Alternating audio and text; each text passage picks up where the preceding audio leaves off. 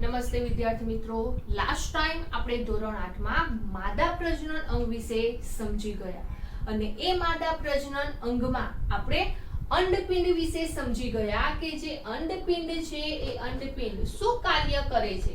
તો આપણને ખબર છે કે જે માદા પ્રજનન અંગ છે એ માદા પ્રજનન અંગમાં જે અંડપિંડ છે એ અંડપિંડ શું કરે છે તો માદા પ્રજનન કોષ ઉત્પન્ન કરે છે. હવે આ જે અંડપિંડ છે એ આપણે સ્ત્રીના જે પ્રજનન તંત્ર છે એ સ્ત્રીના પ્રજનન તંત્રમાં આપણે સમજી ગયા છે કે સ્ત્રીના પ્રજનન તંત્રમાં પ્રજનન અંગ તરીકે અંડપિંડ જોવા મળે છે અને જે અંડપિંડ છે એ માદા પ્રજનન કોષ એટલે કે અંડકોષ ઉત્પન્ન કરે છે અથવા તો અંડકોષ મુક્ત કરે છે.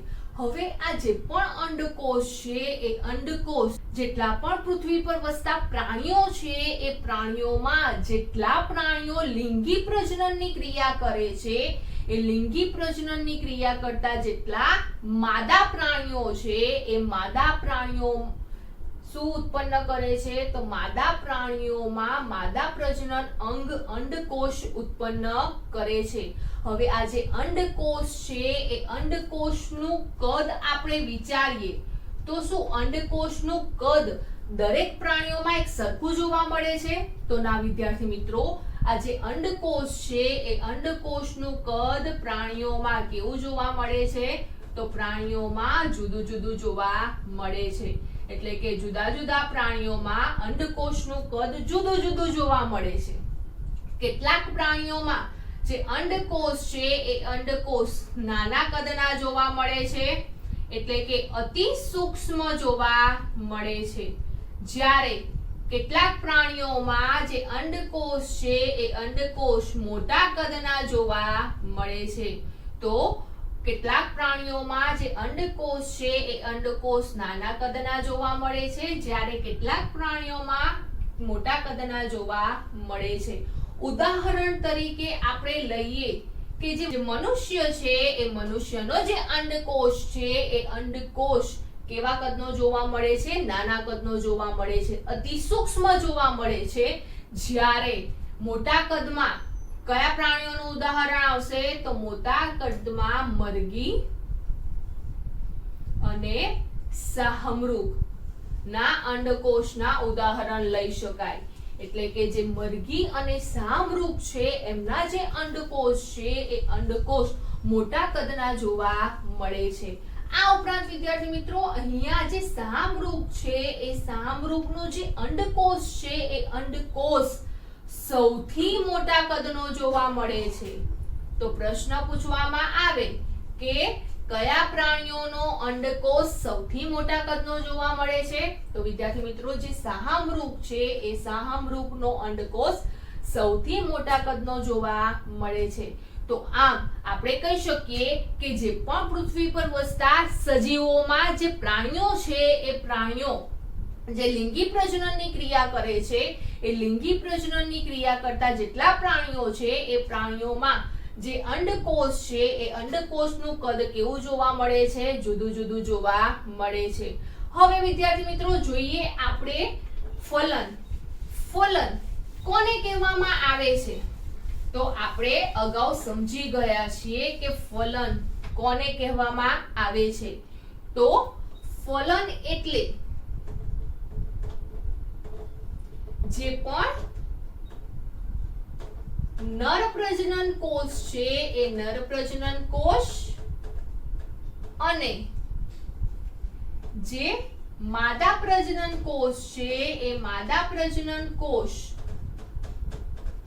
ના જોડાણની જે ક્રિયા છે એ જોડાણની ક્રિયાને શું કહેવામાં આવે છે?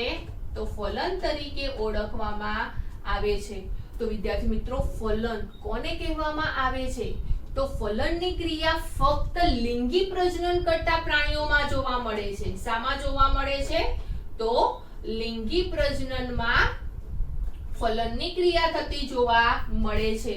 જેમાં નર અને માદા બંને સજીવો ભાગ લે છે અને એ જે પણ નર અને માદા સજીવોમાં જે ઉત્પન્ન થતા જે નર પ્રજનન કોષ છે એ નર પ્રજનન કોષ અને જે માદા પ્રજનન કોષ છે એ માદા પ્રજનન કોષના ફલનની જે ક્રિયા છે એ ક્રિયાને ફલન તરીકે ઓળખવામાં આવે છે.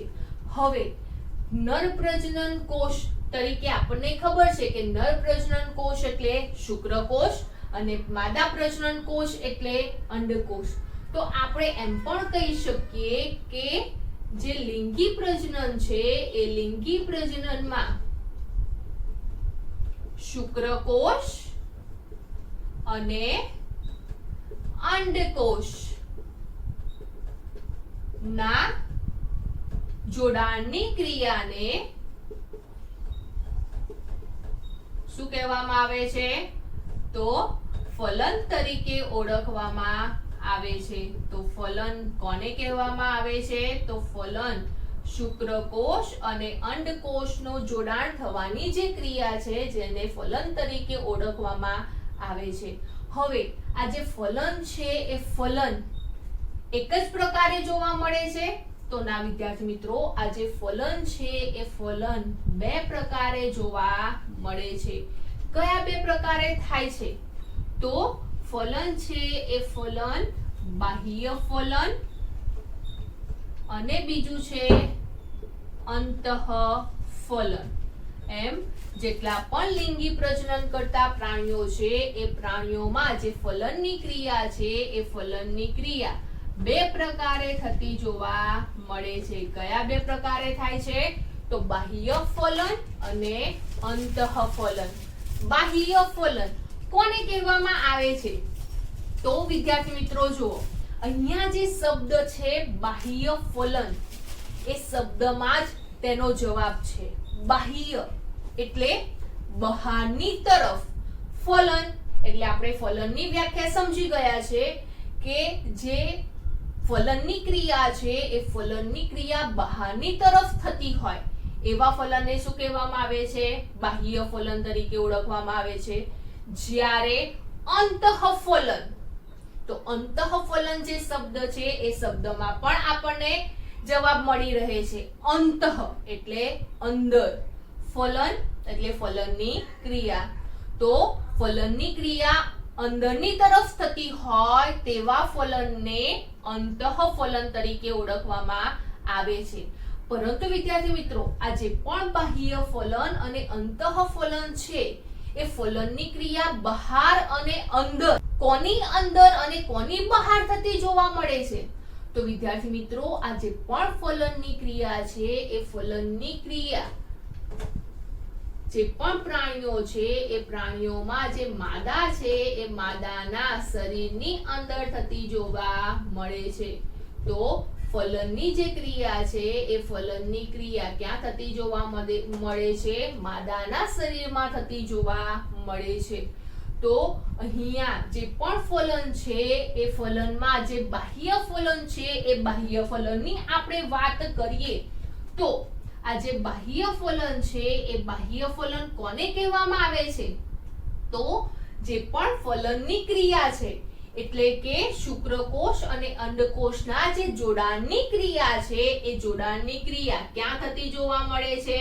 તો માદાના શરીરની બહાર થતી જોવા મળે છે. એવા ફલનને બાહ્ય ફલન તરીકે ઓળખવામાં આવે છે. તો વિદ્યાર્થી મિત્રો, જે ફલનની ક્રિયા માદાના શરીરની બહારની તરફ થતી હોય તેવા ફલનને આપણે બાહ્ય ફલન તરીકે ઓળખીએ છીએ. એટલે કે બાહ્ય ફલનમાં ફલનની ક્રિયા બહાર થાય છે, એટલે કે માદાના શરીરની બહાર થાય છે, જેથી કરીને જે યુગ્મનજ છે એ યુગ્મનજનું નિર્માણ, ત્યારબાદ ભ્રૂણનો વિકાસ અને ગર્ભનો વિકાસ ક્યાં થતો જોવા મળે છે? તો જેને કારણે શું થાય છે? એક યુગ્મનજનું નિર્માણ, ત્યારબાદ ભ્રૂણનો વિકાસ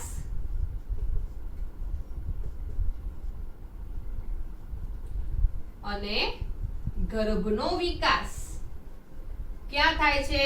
તો શરીરની બહાર, એટલે કે માદાના શરીરની બહાર થતો જોવા મળે છે, જેને પણ બાહ્ય ફલન તરીકે ઓળખવામાં આવે છે. ઉદાહરણ તરીકે કયા પ્રાણીઓમાં બાહ્ય ફલન થતું જોવા મળે છે? તો વિદ્યાર્થી મિત્રો, ઉદાહરણ તરીકે આપણે દેડકાની વાત કરીએ તો ઉદાહરણ તરીકે આપણે દેડકાનું ઉદાહરણ લઈએ કે જે પણ દેડકા છે એ દેડકામાં બાહ્ય ફલન થતું જોવા મળે છે.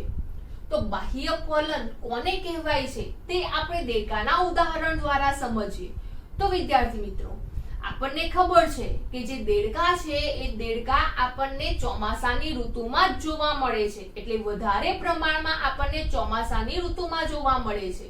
તો જ્યારે વસંતની ઋતુ અથવા તો ચોમાસાની ઋતુમાં જે દેડકા છે એ દેડકા તળાવ, નદી અથવા તો જે ઝરણા છે એ ઝરણાઓની આસપાસ પહોંચે છે, એટલે કે તેમની પાસે પહોંચે છે અને ત્યારબાદ પાણીમાં જોવા મળે છે. હવે વિદ્યાર્થી મિત્રો, જે સમયે જે તે દેડકા છે એ દેડકામાં નર દેડકા અને માદા દેડકા બંને નદી, તળાવ અને ઝરણાની પાસે પહોંચે છે. હવે જ્યારે પણ માદા દેડકા છે એ માદા દેડકા પાણીમાં ઉતરે છે તે દરમિયાન નર દેડકા પણ પાણીમાં જોવા મળે છે. ત્યારબાદ વિદ્યાર્થી મિત્રો, નર દેડકા અને માદા દેડકા બંને નદી કે તળાવના પાણીમાં જોવા મળે છે. હવે શું કરે છે? તો માદા દેડકા છે એ માદા દેડકા લાખોની સંખ્યામાં એટલે કે સેંકડોની સંખ્યામાં ઈંડાઓ પાણીમાં મૂકે છે. હવે આ જે દેડકાના ઈંડા છે એ દેડકાના ઈંડા એટલે કે દેડકા જે પણ અંડકોષ મૂકે છે એ પાણીમાં મૂકે છે. હવે આ જે પણ ઈંડા છે એ ઈંડા મરઘીના ઈંડા જેવું જોવા મળતું નથી, એટલે કે મરઘીના ઈંડામાં સૌથી બહારની તરફ કવચ જોવા મળે છે, તેવું કવચ દેડકાના ઈંડાઓમાં જોવા મળતું નથી. પરંતુ વિદ્યાર્થી મિત્રો, આ દેડકાના ઈંડા છે એ દેડકાના ઈંડામાં જેલી જેવું પડ જોવા મળે છે, જે શું કામ કરે છે? તો એ જે જેલી જેવું પડ છે એ જેલી જેવું પડ જે સેંકડો ની સંખ્યામાં ઈંડાઓ છે, સેંકડોની સંખ્યામાં જે અંડકોષો છે એ અંડકોષોને એકબીજા સાથે જોડી રાખવાનું કાર્ય કરે છે. ઉપરાંત એ અંડકોષનું રક્ષણ કરવાનું પણ કાર્ય કરે છે. તો વિદ્યાર્થી મિત્રો, આ જે આકૃતિ છે એ આકૃતિ દેડકાના ઈંડાની છે. હવે આ જે દેડકાના ઈંડા છે એ સફેદ રંગના જોવા મળે છે અને તેની અંદર કાળું ટપકું જોવા મળે છે, એટલે કે સફેદ રંગમાં જે સફેદ ભાગ છે તેની અંદર કાળા રંગનો ભાગ જોવા મળે છે.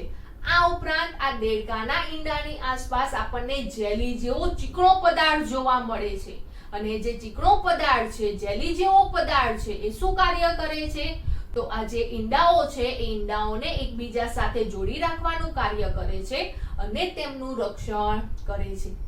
ત્યારબાદ વિદ્યાર્થી મિત્રો, હવે માદા દેડકાએ તેમના ઈંડાઓ સેંકડોની સંખ્યામાં મૂકી દીધા છે. પછી શું થાય છે? તો આપણને તો ખબર છે, ફલનની ક્રિયા ત્યારે થશે જ્યારે માદા પ્રજનન કોષ અને નર પ્રજનન કોષ ભેગા થશે. તો હવે જ્યારે માદા દેડકા તેમના ઈંડાઓ પાણીમાં મૂકે છે, તરત જ જે નર દેડકા છે એ નર દેડકા તેમના પણ લાખોની સંખ્યામાં ઈંડાઓ તેમની ઉપર મૂકે છે. હવે જ્યારે પણ નર દેડકાઓ પણ એ જે પણ એમના ઈંડા મૂકે છે એ ઈંડા એટલે કે શુક્રકોષો મૂકે છે. એ જે શુક્રકોષો છે એ શુક્રકોષો પોતાની જે પૂંછડી જેવી રચના છે એ રચનાને આધારે પાણીમાં હલનચલન અને પ્રચલન કરી શકે છે અને હલનચલન પ્રચલન કરીને જે અંડકોષ છે એ અંડકોષ સુધી પહોંચે છે. તો આમ માદા દેડકા અંડકોષ એમના જે ઈંડા છે એ અંડકોષ તરીકે ઓળખાય છે અને નર દેડકાના જે ઈંડા છે એ શુક્રકોષ તરીકે ઓળખાય છે. અને જ્યારે માદા દેડકા પાણીમાં ઈંડા મૂકે છે એટલે કે અંડકોષ મૂકે છે, તરત જ જે નર દેડકા છે એ નર દેડકા તેમની ઉપર એમના શુક્રકોષ મૂકે છે. હવે વિદ્યાર્થી મિત્રો, કે માદાએ મૂકેલા ઈંડા છે જે એટલે કે અંડકોષ છે અને શુક્રકોષ છે એ ભેગા થાય છે અને ભેગા થઈને શું થાય છે તો અંડકોષ અને શુક્રકોષના જોડાણથી ફલનની ક્રિયા થતી જોવા મળે છે.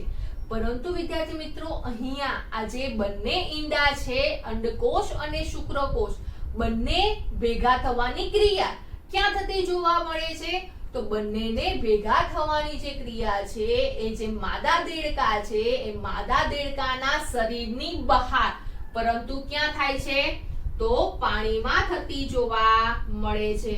તો આ પ્રકારનું જે ફલન છે એ ફલનને બાહ્ય ફલન તરીકે ઓળખવામાં આવે છે.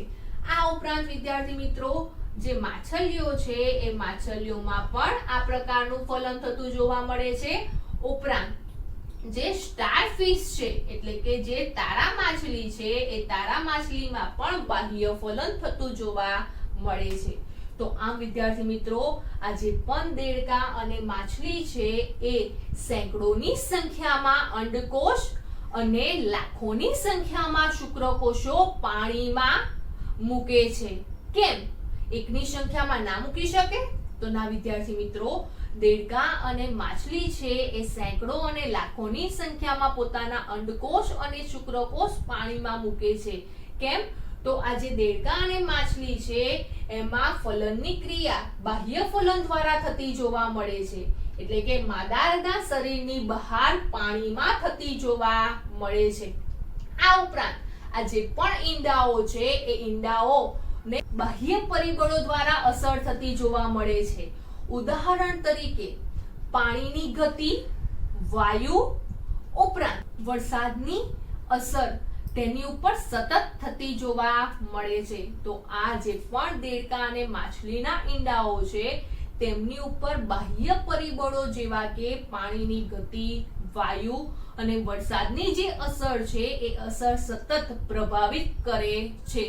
આ ઉપરાંત આ જે પણ ઈંડા છે એ ઈંડાનો ખોરાક તરીકે ઉપયોગ કેટલાક પ્રાણીઓ કરે છે એટલે કે કેટલાક પ્રાણીઓ આ ઈંડાઓનો ભોજન કરે છે જેને કારણે આ જે પણ દેડકા અને માછલી છે એમને લાખો સેંકડોની સંખ્યામાં અંડકોષ અને શુક્રકોષ મુક્ત કરવા આવશ્યક છે અને બંનેના જોડાણથી ફલન થતું જોવા મળે છે જેને કારણે એ જે પણ જાતિ છે એ જાતિનું સાતત્ય જાળવી રાખે છે. તો આમ વિદ્યાર્થી મિત્રો જે બાહ્ય ફલન છે એ બાહ્ય ફલન માદાના શરીરની બહાર પાણીમાં થતું જોવા મળે છે જેમાં યુગ્મનજનું નિર્માણ, ભ્રૂણનો વિકાસ અથવા તો ગર્ભનો વિકાસ પણ માદાના શરીરની બહાર જ થતો જોવા મળે છે. માટે આવા ફલનને બાહ્ય ફલન તરીકે ઓળખવામાં આવે છે. ઉદાહરણ તરીકે દેડકા, માછલી અને તારા માછલીમાં બાહ્ય ફલન થતું જોવા મળે છે. ત્યારબાદ વિદ્યાર્થી મિત્રો આપણે અંતઃફલનની વાત કરીએ તો અંતઃફલન કોને કહેવાય છે તો હમણાં જ આપણે સમજ્યા કે અંતઃ એટલે અંદર, ફલન એટલે ફલનની ક્રિયા એટલે કે શુક્રકોષ અને અંડકોષના જોડાણ થવાની જે ક્રિયા છે એ માદાના શરીરની અંદર થતી જોવા મળે તેવા ફલનને શું કહેવામાં આવે છે અંતઃફલન તરીકે ઓળખવામાં આવે છે. તો આ જે અંતઃફલન છે એ અંતઃફલન ક્યાં થતું જોવા મળે છે તો માદાના શરીરની અંદરની તરફ અંતઃફલન થતું જોવા મળે છે. તો અંતઃફલન કોને કહેવામાં આવે છે તો જે ફલનની ક્રિયા માદાના શરીરની અંદર થતી હોય અથવા તો તેમ પણ કહી શકાય કે શુક્રકોષ અને અંડકોષના જોડાણની ક્રિયા માદાના શરીરની અંદર થતી હોય તેવા ફલનને અંતઃફલન તરીકે ઓળખવામાં આવે છે. અને આ જે પણ અંતઃફલન છે એ અંતઃફલનમાં જે યુગ્મનજ છે એ યુગ્મનજ, જે ભ્રૂણ છે એ ભ્રૂણ અને જે ગર્ભ છે એ ગર્ભનો વિકાસ ક્યાં થતો જોવા મળે છે તો માદાના શરીરની અંદર થતો જોવા મળે છે. ઉદાહરણ તરીકે મનુષ્ય, કૂતરા, ગાય, ભેંસ જેવા જે પ્રાણીઓ છે એ પ્રાણીઓમાં ફલનની ક્રિયા ક્યાં થતી જોવા મળે છે? તો માદાના શરીરની અંદર થતી જોવા મળે છે, માટે તેને અંતઃફલન તરીકે ઓળખવામાં આવે છે. તો વિદ્યાર્થી મિત્રો, આ અંતઃફલન આપણે મનુષ્યના ઉદાહરણ દ્વારા સમજીએ તો સૌથી પહેલા ફલનની ક્રિયા કોને કહેવાય એ આપણે સમજ્યા કે જે પણ માદા પ્રજનન કોષ છે અને નર પ્રજનન કોષ છે. માદા પ્રજનન કોષ એટલે અંડકોષ, નર પ્રજનન કોષ એટલે શુક્રકોષ ના ભેગા થવાની ક્રિયા અથવા તો જોડાણની જે ક્રિયા છે જેને ફલન તરીકે ઓળખવામાં આવે છે. આ જે પણ મનુષ્ય છે એ મનુષ્યમાં ફલનની ક્રિયા અંતઃફલન પ્રકારે થતી જોવા મળે છે.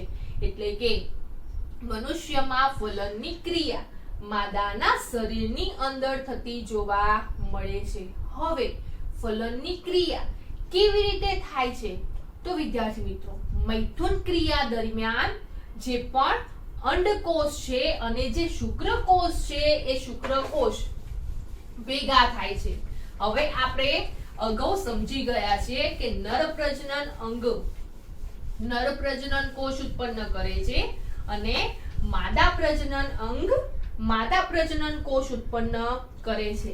ફરી એકવાર આપણે આકૃતિ દોરીને સમજીએ તો વિદ્યાર્થી મિત્રો, અહીંયા આપણે આકૃતિ દોરી નર પ્રજનન તંત્ર અને માદા પ્રજનન તંત્ર જે આપણે અગાઉ સમજી ગયા છે. હવે મનુષ્યમાં ફલનની ક્રિયા કેવી રીતે થાય છે તે આપણે આકૃતિ દ્વારા સમજીએ તો જ્યારે મૈથુન ક્રિયા થાય છે તે દરમિયાન અહીંયા જે નર પ્રજનન અંગમાં જે શુક્રપિંડ છે એ શુક્રપિંડે લાખોની સંખ્યામાં ઉત્પન્ન કરેલા જે પણ શુક્રકોષો છે એ શુક્રકોષો શુક્રવાહિની મારફતે ક્યાં આવે છે? શિશ્ન દ્વારા જે પણ ફલન માર્ગ છે એટલે કે જે સ્ત્રીનો પ્રજનન માર્ગ છે એ સ્ત્રીના પ્રજનન માર્ગ સુધી પહોંચે છે. તો મનુષ્યમાં ફલનની ક્રિયામાં સૌપ્રથમ જ્યારે મૈથુન ક્રિયા થાય છે ત્યારે જે નર પ્રજનન અંગ એટલે કે જે શુક્રપિંડ છે એ શુક્રપિંડમાં લાખોની સંખ્યામાં ઉત્પન્ન થયેલા જે પણ શુક્રકોષો છે એ શુક્રકોષો શુક્રવાહિની મારફતે શિશ્નમાં આવે છે અને એ શિશ્ન દ્વારા જે માદા પ્રજનન માર્ગ છે એ માદા પ્રજનન માર્ગ સુધી પહોંચે છે. ત્યારબાદ વિદ્યાર્થી મિત્રો, હવે આ જે પણ શુક્રકોષ છે એ શુક્રકોષની રચના પણ આપણે સમજીને આવ્યા છીએ કે એ જે શુક્રકોષ છે એ શુક્રકોષની રચનામાં પૂંછડી જેવી રચના જોવા મળે છે. હવે એ પૂંછડી મારફતે એ સ્ત્રીના પ્રજનન માર્ગમાં પ્રવેશ કર્યા પછી એ જે પણ શુક્રકોષો છે એ શુક્રકોષો પૂંછડી મારફતે જે અંડવાહિની છે એ અંડવાહિની સુધી ગતિ કરે છે. તો આમ મૈથુન ક્રિયા દ્વારા ઉત્પન્ન થયેલા લાખોની સંખ્યામાં શુક્રકોષો શુક્રવાહિની મારફતે શિશ્નમાં આવે છે અને શિશ્ન દ્વારા માદાના પ્રજનન માર્ગ સુધી પહોંચે છે અને માદાના પ્રજનન માર્ગમાં પહોંચ્યા પછી જે શુક્રકોષની રચનામાં જે પૂંછડી જેવી રચના છે એ પૂંછડી મારફતે એ જે પણ શુક્રકોષો છે એ શુક્રકોષો ક્યાં પહોંચે છે? તો અંડવાહિની સુધી પહોંચે છે. ત્યારબાદ વિદ્યાર્થી મિત્રો, હવે આપણને ખબર છે કે જે માદા પ્રજનન તંત્ર છે એ માદા પ્રજનન તંત્રમાં જે અંડપિંડ છે એ બે અંડપિંડમાંથી કોઈ એક જ અંડપિંડ એક જ અંડકોષ મુક્ત કરે છે. તો ઉદાહરણ તરીકે માદા પ્રજનન તંત્રમાં આ જે અંડપિંડ છે એ અંડપિંડે એક અંડકોષ મુક્ત કર્યો છે. તે દરમિયાન આ અંડપિંડમાંથી અંડકોષ મુક્ત થતો નથી. ત્યારબાદ ફરીના મહિને શું થશે? તો તેના પછીના મહિને આ જે અંડપિંડ છે એ અંડપિંડે એક અંડકોષ મુક્ત કરશે, જ્યારે આ અંડપિંડ અંડકોષ મુક્ત કરશે નહીં. તો આમ જે અંડપિંડ છે એ અંડપિંડ દર મહિને ફરતી એક અંડકોષ મુક્ત કરે છે. હવે જ્યારે અંડપિંડ અંડકોષ મુક્ત કરે છે તે દરમિયાન એ જે અંડકોષ છે એ ફેલોપિયન નલિકા એટલે કે ક્યાં આવે છે તો અંડવાહિનીમાં આવે છે. અને અંડવાહિનીમાં જે અંડકોષ છે એ અંડકોષ સુધી જે પણ શુક્રકોષો છે એ શુક્રકોષો પહોંચે છે. તો વિદ્યાર્થી મિત્રો અહીંયા આ જે અંડપિંડ છે એ અંડપિંડે એક અંડકોષ મુક્ત કર્યો છે અને એ અંડકોષ સુધી જેટલા પણ શુક્રકોષો છે એ શુક્રકોષો શું થાય છે પહોંચે છે. હવે એ શુક્રકોષોમાંથી એક જ શુક્રકોષ આ અંડકોષ છે એ અંડકોષ સુધી અંડકોષ સાથે શું કરે છે ફલનની ક્રિયા કરે છે. એટલે કે આટલે જે પણ લાખોની સંખ્યામાં ઉત્પન્ન થયેલા શુક્રકોષો છે એ શુક્રકોષો અડધા શુક્રકોષો આ અંડવાહિની સુધી પહોંચે છે. હવે એ શુક્રકોષો કોઈ જ પ્રકારનું ફલનની ક્રિયા કરી શકતા નથી. આ અંડવાહિની તરફ પહોંચેલા જેટલા પણ શુક્રકોષો છે એ બધા શુક્રકોષો અંડકોષ સુધી પહોંચી શકતા નથી. હવે જેટલા શુક્રકોષો અંડકોષ સુધી પહોંચ્યા છે તેમાંથી ફક્ત એક જ શુક્રકોષ છે એ શુક્રકોષ અંડકોષ સાથે ભેગો થાય છે અને જોડાણની ક્રિયા કરે છે. તો જ્યારે આ જે પણ અંડકોષ છે એ અંડકોષ અને જે શુક્રકોષ છે એ શુક્રકોષ અંડકોષ સાથે ભેગો થાય છે જોડાણ પામે છે ત્યારે કઈ ક્રિયા થતી જોવા મળે છે તો ત્યારે ફલનની ક્રિયા થતી જોવા મળે છે. તો ફલનની ક્રિયા ક્યાં થાય છે તો ફલનની ક્રિયા માદાના પ્રજનન તંત્રમાં થતી જોવા મળે છે.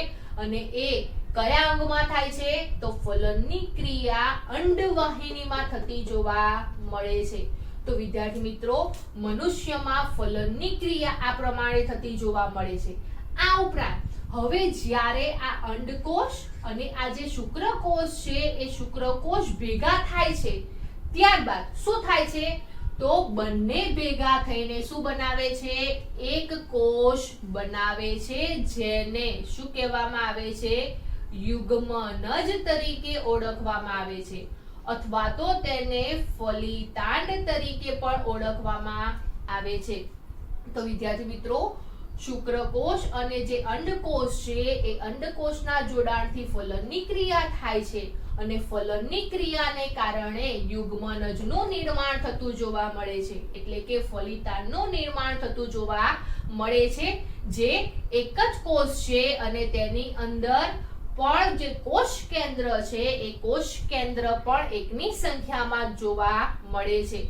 તો એમ કહી શકાય કે જે શુક્રકોષ છે એ શુક્રકોષ અંડકોષ અને જે યુગ્મનજ છે એ એક જ કોષ જોવા મળે છે. એટલે કે એક કોષીય રચના ધરાવે છે અને તેમાં કોષ કેન્દ્રની સંખ્યા પણ કેટલી જોવા મળે છે તો તેમાં કોષ કેન્દ્રની સંખ્યા પણ એક જ જોવા મળે છે. તો આમ ફલનની ક્રિયાને આધારે અંડકોષ શુક્રકોષ ભેગા થાય છે. ભેગા થવાને કારણે યુગ્મનજનું નિર્માણ કરે છે અથવા તો તેને ફલિતાંડ તરીકે પણ ઓળખવામાં આવે છે.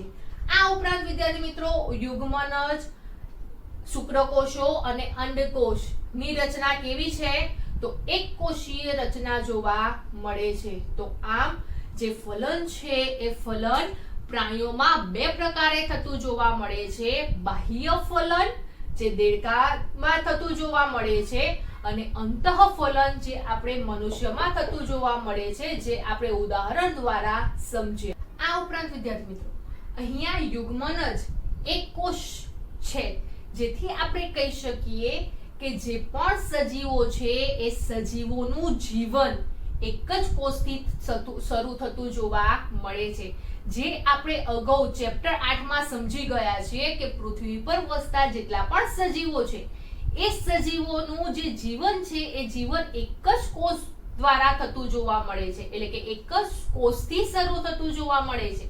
તો અહીંયા પણ મનુષ્ય છે એ મનુષ્યનું જે જીવન છે એ પણ એક જ કોષ દ્વારા થતું જોવા મળે છે. એટલે કે મનુષ્ય છે એ મનુષ્યના જીવનનો પ્રારંભ યુગ્મનજ એટલે કે ફલિતાંડથી થતું જોવા મળે છે અને એમ પણ કહી શકાય એક જ કોષ દ્વારા થતું જોવા મળે છે.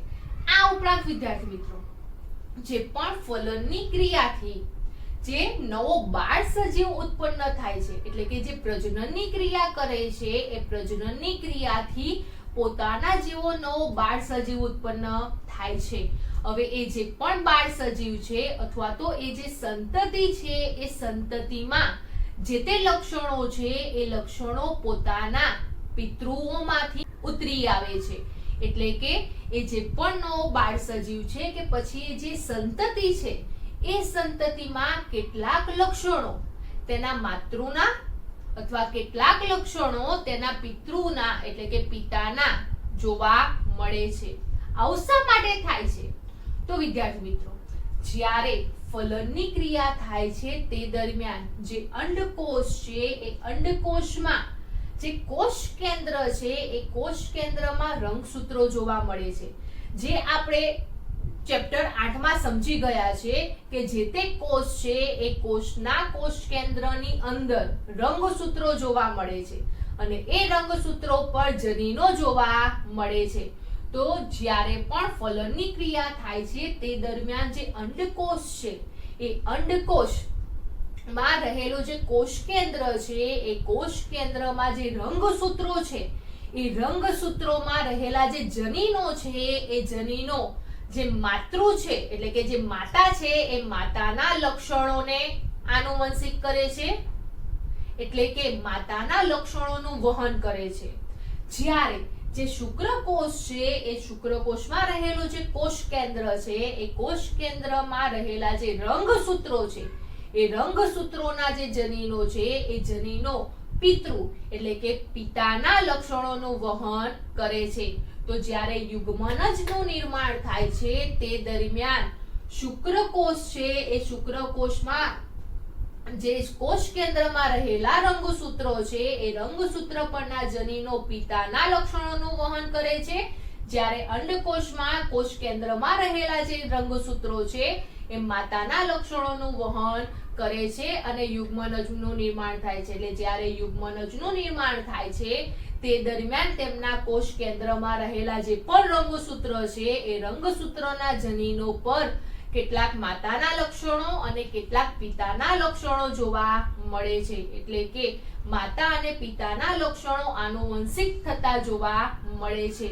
જેથી કરીને આપણે કહી શકીએ કે જે તે ઉત્પન્ન થતો નવો બાળ સજીવ છે જે નવું બાળક છે અથવા તો નવું શિશુ અથવા તો નવું સંતતિ છે એ સંતતિમાં કેટલાક લક્ષણો તેમની માતાના અને કેટલાક લક્ષણો તેમના પિતાના જોવા મળે છે. તમે વિદ્યાર્થી મિત્રો કેટલીક વાર સાંભળ્યું હશે કે આ જે બાળક છે એના કેટલાક લક્ષણો એની મમ્મી જેવા છે કે કેટલાક પપ્પા જેવા છે અથવા તો તમે તમારા ભાઈ બહેનને તમે ધ્યાનથી જુઓ અને ધ્યાનથી એમને તેમનું અવલોકન કરો તો તમને જોવા મળશે કે તેમાં રહેલા કેટલાક લક્ષણો છે એ તમારી મમ્મીના જોવા મળે છે એટલે તમારી જે માતા છે એ માતાના લક્ષણો જોવા મળે છે. કેટલાક લક્ષણો તેમના પિતાના એટલે કે તમારા પિતાના જોવા મળે છે. ઉદાહરણ તરીકે આપણે વાત કરીએ કે આંખનો રંગ છે, વાળ છે, આવા જે લક્ષણો છે મોટે ભાગે માતા અથવા તો પિતાના જોવા મળે છે. દેખાવ પણ મોટે ભાગે કેવો જોવા મળે છે? તો દેખાવ પણ મોટે ભાગે આપણા જે પિતૃઓ છે એ પિતૃઓને સમાન જોવા મળે છે. તેમના જેવા દેખાતા નથી એટલે કે તેમના જેવા same to same carbon copy જોવા મળતી નથી પરંતુ તેમનો જેવો દેખાવ જોવા મળે છે. શાને કારણે? તો એ જે પણ પિતૃઓના લક્ષણો છે એ લક્ષણો યુગ્મનજમાં તેનું વહન અંડકોષના અને શુક્રકોષના કોષ કેન્દ્રમાં રહેલા રંગસૂત્ર પરના જનીનો છે એ જનીનો દ્વારા થતું જોવા મળે છે. તો આ જે તે સંતતિ છે એ સંતતિમાં પોતાના પિતૃઓના લક્ષણો આનુવંશિક થતા જોવા મળે છે. અથવા વિદ્યાર્થી મિત્રો કેટલીક વાર જે તે સંતતિ છે એ સંતતિમાં જે તે લક્ષણો એમના પિતૃઓ જેવા જોવા મળતા નથી, તેમનાથી જુદા જોવા મળે છે. એનું કારણ શું? તો માતા અને પિતાના જે જનીનો છે એ જનીનો ની જગ્યાએ નવા જનીનો યુગ્મનજમાં જોવા મળે છે, જેને કારણે એમાંથી ઉત્પન્ન થતો જે બાળ સજીવ છે એ બાળ સજીવમાં લક્ષણો પોતાના પિતૃ કરતા કેવા જોવા મળે છે, જુદા જોવા મળે છે. તો આમ ફલનની ક્રિયાને આધારે જે તે સંતતિ છે એ સંતતિમાં માતૃ એટલે કે માતા અને પિતૃ એટલે પિતાના લક્ષણોનું વહન થતું જોવા મળે છે. તો આમ જે ફલન છે એ ફલન બે પ્રકારે થતું જોવા મળે છે, બાહ્ય ફલન અને અંતઃ ફલન.